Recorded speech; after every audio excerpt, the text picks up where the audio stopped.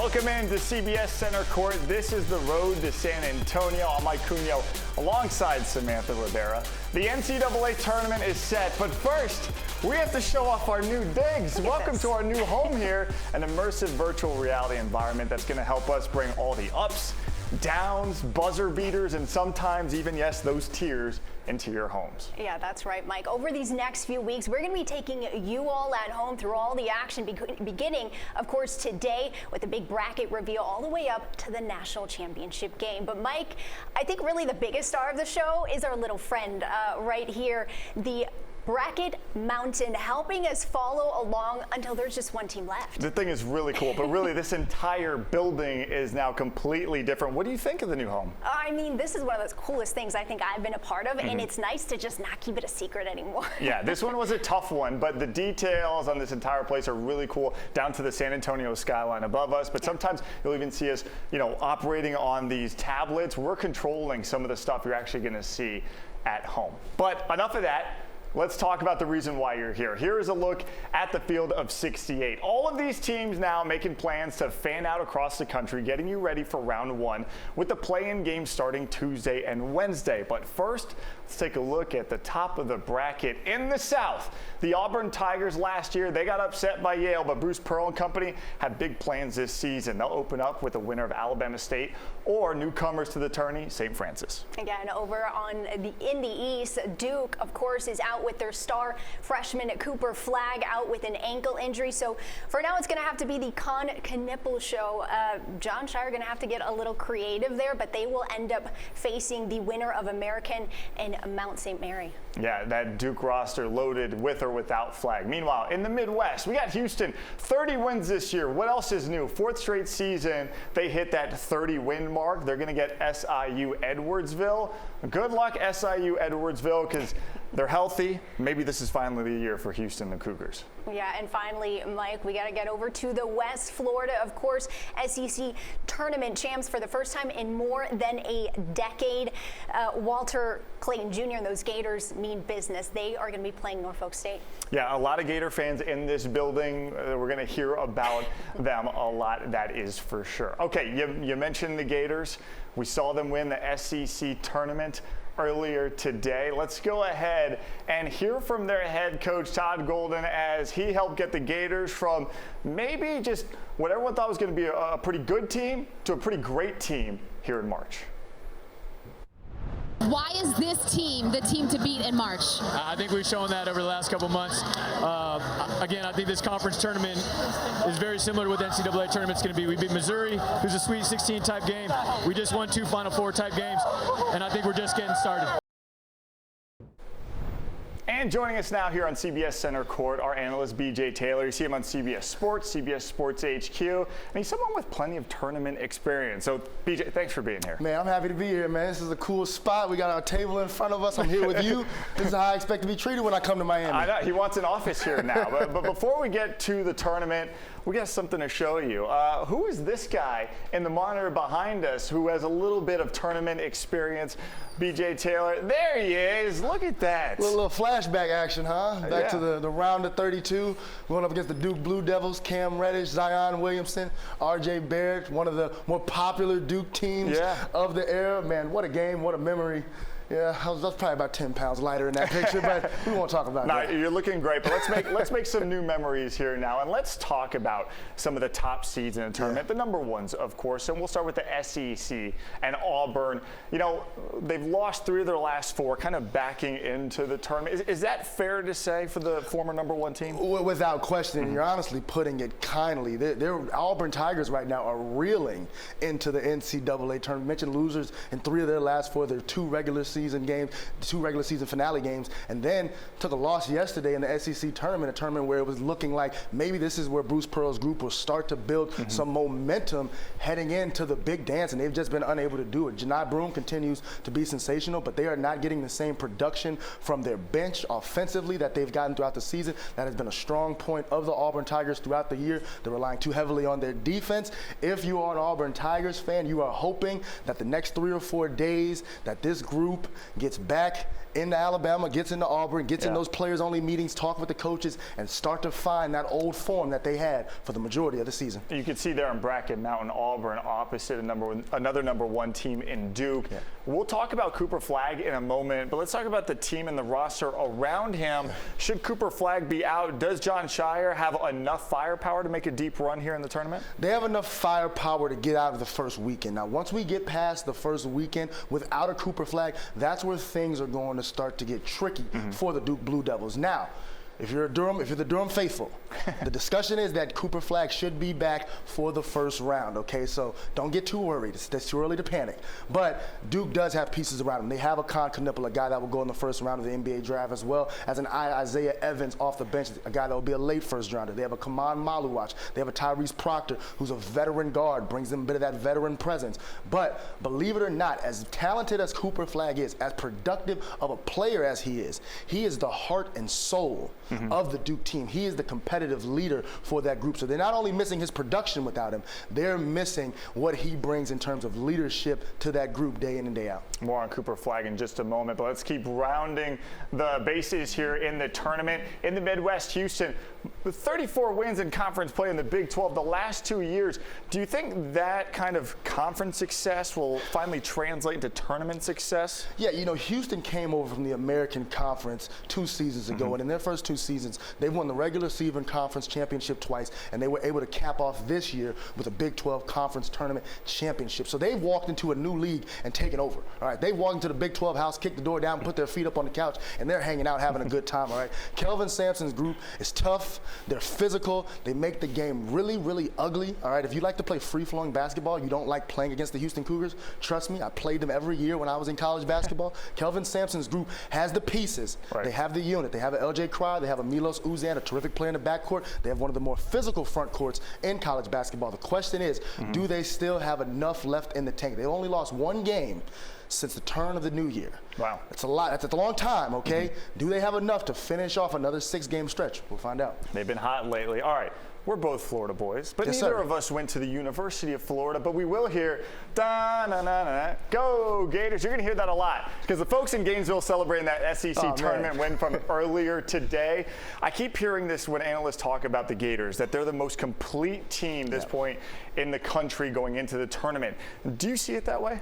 You know what Florida does have, I wouldn't say that they're the most complete team. I still think that's Auburn when they're at full strength. What Florida can do and what they've proven is they can win in a multitude of ways, all right? They won a game yesterday over Auburn. It was a high-scoring affair, right? The Gators were able to run off over 100 points, 104 to be exact, which was an SEC tournament record, all right? They won a game today over Tennessee, a defensive team, a physical team. It was a little more grinded out. They had no problem. Walter Clayton Jr. continues to steady the ship. Elijah Martin is his sidekick. He is the perfect Robin to the Walter Clayton Batman. Florida's biggest strength is that if you want to make it a slow game, fast game, or in between, Todd Golden has managed to get his group to figure out how to win games in a variety of ways. And Elijah Martin, of course, has Final Four experience. The guy's basically a Final Four mercenary at this point. All right, now that we've talked about the top seeds, let's take a look at maybe some of the top players. And a quick shout out to Michigan State's Jace Richardson. Of course, he played some high school ball down here at Christopher Columbus High School, where he won states. Go Explorers. His dad is former NBA star Jason Richardson. Jace, a standout freshman that many down here will be rooting for as the tournament plays out. Okay, BJ, let's talk about those top players. We talked about Cooper Flagg. A lot of production there for Cooper. How much will they miss him if he's out, considering what he can do?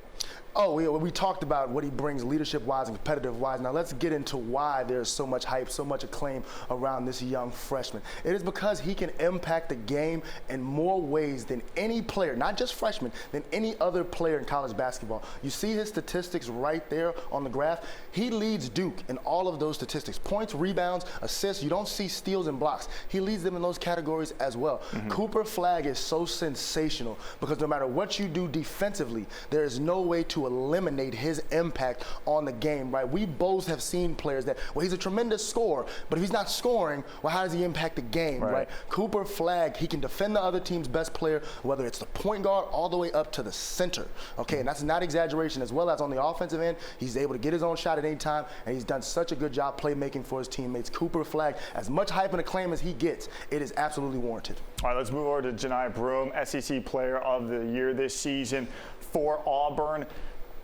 Is there a lot of pressure on his shoulders going into the tournament, considering the way Auburn has played the last 4 or 5 games to kind of pull them out of the slump? Well, you know, being the veteran presence that he is, and being a guy who's still in the running along with a Cooper Flagg for being the National Player of the Year, there is a lot on Johni Broome's shoulders, but he's been able to carry the load so far. It has not been, the downfalls and the pitfalls of Auburn has not been on the backs of Johni Broome. It's really come down to his teammates. So teams are defending them one of 2 ways. They're either saying Johni Broome is going to get his, let him score, let him go for 20 and 10. We just can't let the others have a good day, or they double team him. And the games that Auburn has lost, his teammates have not stepped up to the challenge. His teammates have got to make sure that they are ready to perform around him so that he can continue to shine inside. Broome and Flagg, already household names in the college basketball world. But what about this guy, Cam Jones? Obviously, Marquette isn't a top seed, but does he have an opportunity to be one of these names that, as the tournament goes on, the casual basketball fan starts to understand how good he is? Yeah, Mike, you know, it's interesting you bring that up with Marquette being in the Big East. We all remember the UConn years of Kimball Walker and them winning the Big East tournament, going on to win the national championship. Shabazz Napier, his senior year, going on a magical March Madness run, culminating in a national championship. This guy's in the same ilk of those 2 players I just mentioned.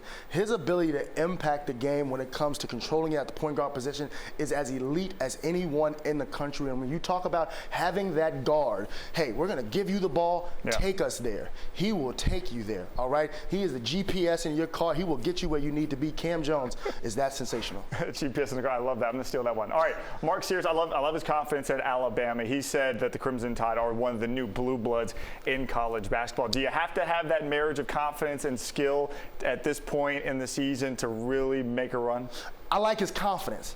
He's going a little bit far for my taste, okay? He's stretching it. Alabama's been a team that came into this year with a lot of hype. A lot of people expected them to win the SEC, and quite frankly, as much as they continue to be a top 5 team in the SEC, they really have not performed all the way up to the level that Nate Oates and his group would like, okay? They are clearly behind Florida, they're behind Auburn, and a lot of people would put them behind Tennessee in the SEC. So I love Mark Sears' confidence considering them a blue blood, but if you want to be considered in that ilk with the Dukes of the world, right? With what UConn has done the last 2 seasons. If you want to be considered that level of basketball program, go out there and show it in March. Mark Sears, make that run to the Final Four. All right, BJ, stick around. We're not done with you yet. We're going to have some fun later in this show. For but sure. Still to come here on Center Court, there's a new head basketball coach in Coral Gables. Jay Lucas takes over at the U. Our Trish Christakis introduces us to the new head man for the Miami Hurricanes when we come back. CBS Center Court is sponsored locally by your South Florida Audi dealers.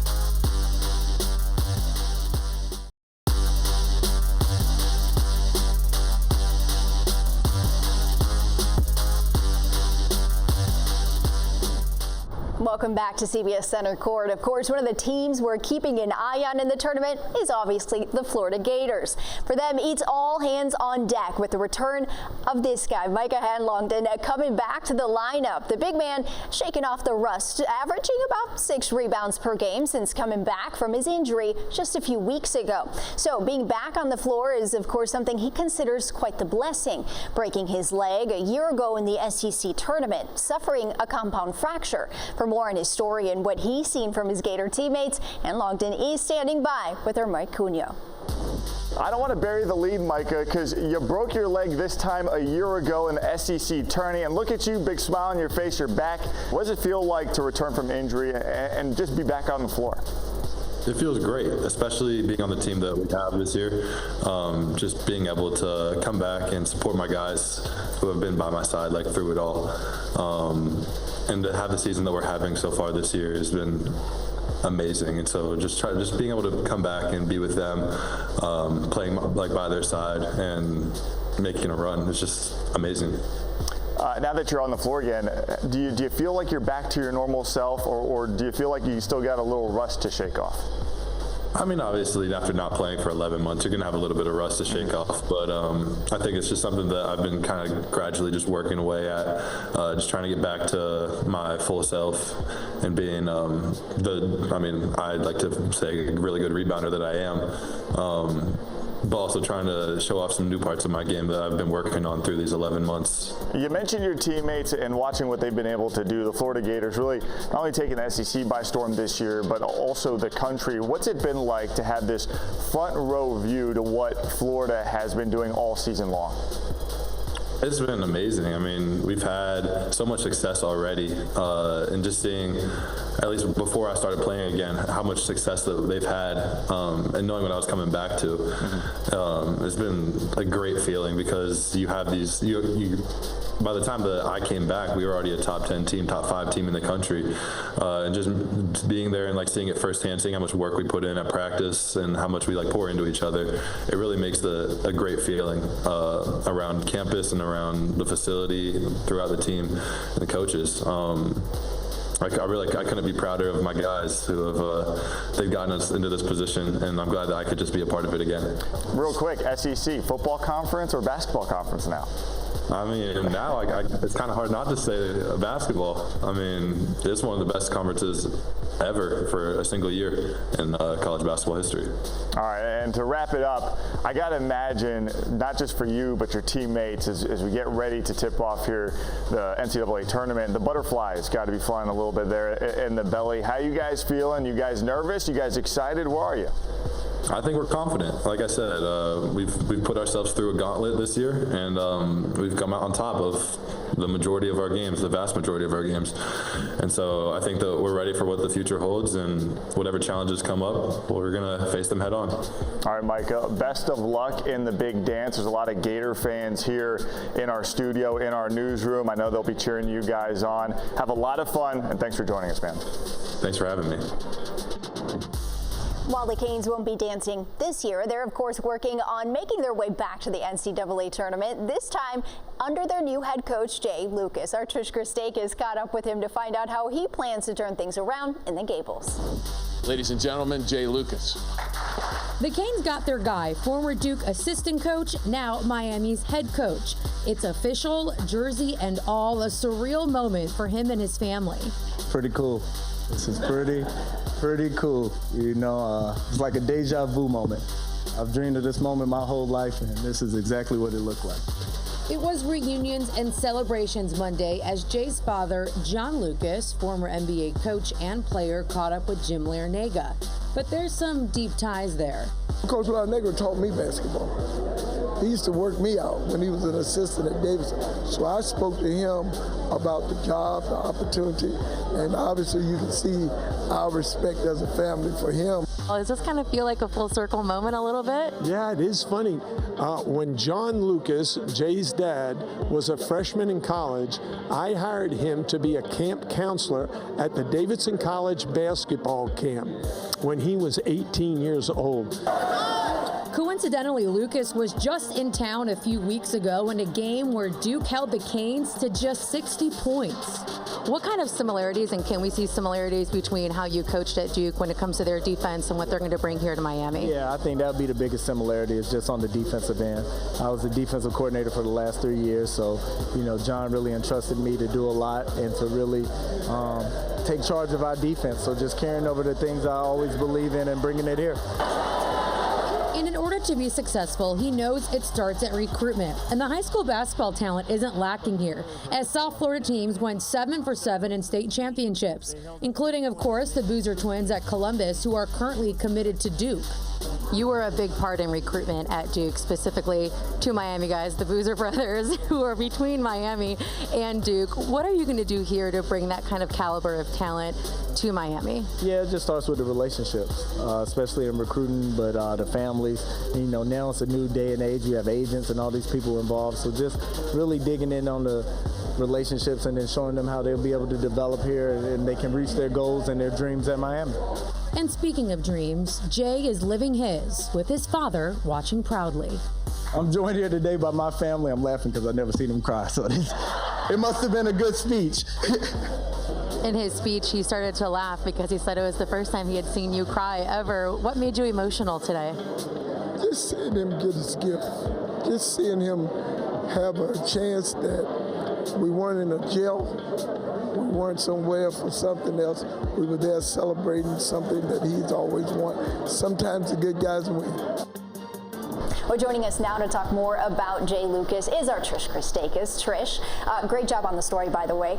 Just as somebody who's coming in from a powerhouse like Duke, what do you feel like he's going to bring to the table here in the Gables? Well, look, like you mentioned, Duke is a powerhouse, not only in the ACC, but across the country, of course. And a big part of that is their recruitment style, which we know Jay Lucas was a part of. He got 2 local guys, the Boozer brothers from Columbus High School, who just won state. So he said a big part of that and what he wants to bring to the Canes is keep the local guys here. Yeah. And we have a lot of talent here in South Florida, so he wants the local guys that are in South Florida to play for the Canes. Absolutely, who wouldn't? Okay, so obviously fans got to be excited about a guy like this, right? You saw it at the press conference. He's equally as excited to be here. Oh yeah, and you got to remember, this is his dream. It's his first head coaching gig. He went from coaching a game that weekend to flying out, meeting with the new guys, and then doing that press conference on Monday. So he's eager, he's excited. His dad, like we saw in the story, cried because it's a really big moment, not only for him, but the family and former coach Larinaga. Such a special moment for him and his family, and the commitment is very real. All right, absolutely. Trish, thanks so much. Okay, don't go anywhere yet. Coming up next here on CBS Center Court, we've got a special guest. Former Notre Dame Fighting Irish basketball star Kayla McBride joins the show. She's playing in the new Unrivaled Basketball League this weekend and joins us just outside here next. Oh gosh, this is so weird.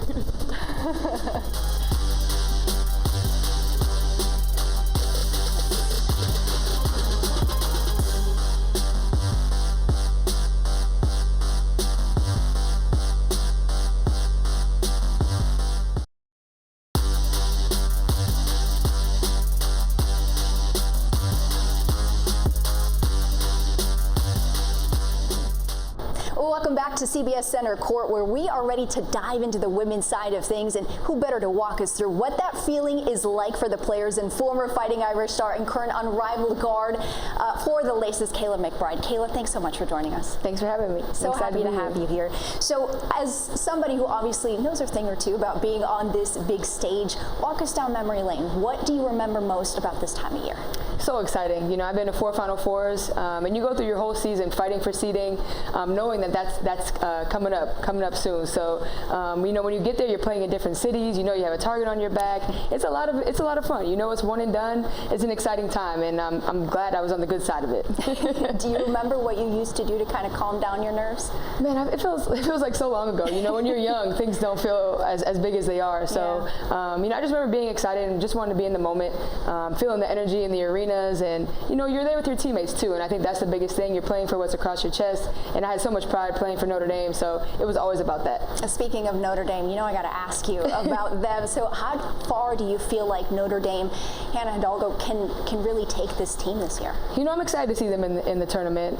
They've struggled a little bit as of late with the ACC tournament, things like that, but there's a lot of grit and toughness and experience on that roster, and obviously Neil and CO and the rest of the staff, I think they'll have them ready. I think the bumps in the road along the way will really help them in the tournament, so I'm looking forward to watching my Irish go all the way. So aside from the Fighting Irish, who else do you feel like in this tournament is going to be able to make a deep run here? You know, I hate to say this because they were a rival when I was at Notre Dame, but UConn, I just have a lot of faith in Paige Becker, Sarah Strong. I think they have a chance to make a really big, deep run. AZ Fudd's playing great, and you just can never, you know, count Gino out. He's a great coach, and he tends to get his teams where they need to be by the time the season's up. So I'm looking forward to see what UConn does as well. Absolutely. So obviously, the biggest goal for a lot of these women is to do what you are doing now and to go to places like the WNBA. But now Unrivaled is kind of helping create another pathway for them. Talk to us about the inaugural season and what it's been like for you here in Miami. Yeah, it's been great. You know, you never know what to expect when it's an inaugural season, but this is some of the best, and it's a different type of game with a 3-on-3, but I've been enjoying it a lot, you know, as somebody who likes to shoot the ball and needs a lot and loves to play within the space and the pace. But I think it's just another chance for us to level up as women's basketball and really take control in our own hands. So I think, you know, with this and WNBA and everything just moving at such a intense speed, it's really great for us to be able to play in the off season, which we really haven't had the opportunity to do that as long as I've been in the league. So it just says where women's basketball is, and we're just continuing to grow each and every year. And, you know, I was excited to be a part of the first season. Absolutely. How do you feel like the overall future of just women's basketball is going to change because of, you know, a league like unrivaled with the overall treatment just leveling up. Yeah, it's changing by the day, by the second, it feels like. And I think, especially with the college kids getting the NIL, these brands coming into the W at the professional level, everything's moving at a rapid speed. And where the game is right now is at very, very high rate. And the game too. I think that where it is, people want to watch, people want to come out and support, and a lot of these girls are bringing their fans from the college level to the pro level. You see expansions happening, obviously with our CBA and things like that. So, we're just continuing to ride the wave, and I think that our league is a place where a lot of strong women are in, and we're ready to handle that. We're ready to ride the wave and continue to ride it up wherever women's basketball wants to go. All right, so obviously with Unrivaled, the WNBA season right around the corner, and again, college women's basketball just continuing to grow.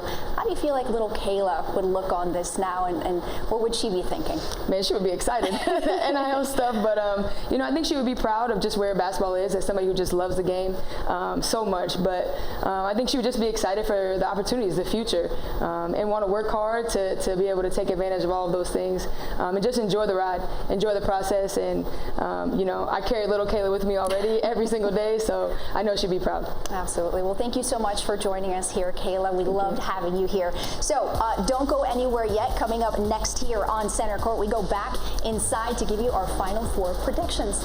Don't go anywhere.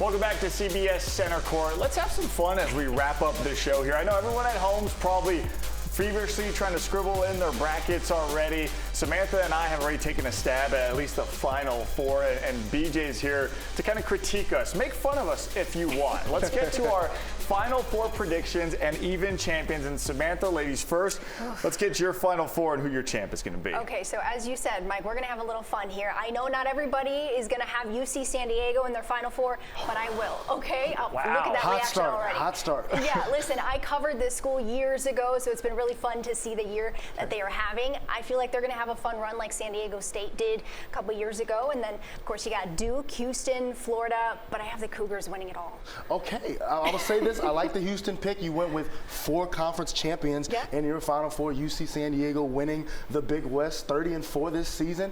Not bad. That'll be a heck of a run. That'd be the ultimate Cinderella if UC San Diego can make it. But they have had a great 2024-2025 season. I told her earlier, sometimes you got to just get a little weird with it. Yeah, for so sure. I kind of like the pick. I felt that like my weird pick wasn't even that weird, but here it is. I went SEC heavy, Florida and Tennessee, Duke and Michigan State. I'm also having a bit of a homer pick here with Jace Richardson, went to my alma mater, Christopher Columbus. But I have the Florida Gators as champs. BJ, are you okay with? I think Tennessee is the questionable one here. You can't go wrong with Florida being the champs. Now, Tennessee making it into the Final Four will be a challenge. They are offensively challenged as a group. Sometimes they go through extreme scoring slumps. That's a surprise, as well as Michigan State, the Big Ten regular season champs. Tom Izzo's team has not won a national championship since the year 2000. Okay, they have made 8 Final Four appearances throughout his career, but they have not won a national championship in a very long time. Let's see if Michigan State can do it this year. In football terms, that's like the Miami Dolphins not winning a playoff game since like the year 2001. All right, BJ, let's get to who your teams to watch, and then maybe even a champion. Now we're talking. Yeah. Here we go. This is the good stuff, people. All right, we're looking at BJ's favorites. This is what you came for. We got Duke, Houston, Florida, and Rick Pitino's St. John's. Right? If you have not been following Rick Pitino and St. John's team, they have been playing some of the best basketball of any team in the country over the past couple months. They won the Big East regular season title. They won the Big East Conference Tournament at Madison Square Garden. They dethroned the UConn Huskies as the team in the Big East. You never go against Rick Pitino and St. John's to make a deep run, but I'm going with the Duke Blue Devils with the caveat that Cooper Flagg, the best player in the country, needs to be fully healthy. So if he's 99% healthy and we see a little limp out there, you guys should scrap all this, all right, and I'm going with a different team. But Duke fully healthy is my pick. That was my asterisk, and that's why I don't want to pick Duke yet because of that. All right, this has been fun. BJ, thank you so much for joining us. This is awesome. Thank you guys for having me. Samantha, great work as always. And thanks to you guys at home for checking us out. Get to work on those brackets. In the meantime, there's Bracket Mountain one more time. As the bracket goes, so do we here at CBS Center Court. We're with you all the way to San Antonio. We'll catch you next time. We're here throughout the entire tournament. Everyone, have a great night.